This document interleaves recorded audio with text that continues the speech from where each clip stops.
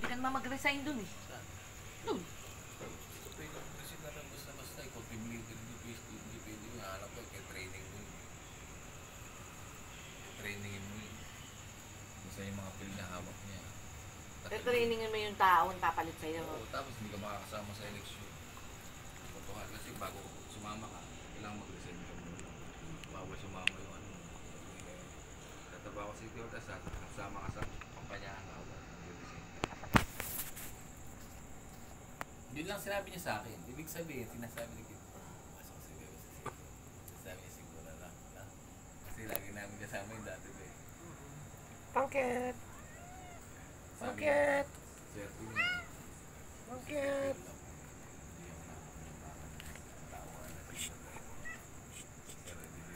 Bakit? Sinabi ko yun, di ba? Bakit? Bakit? Ayaw mo sa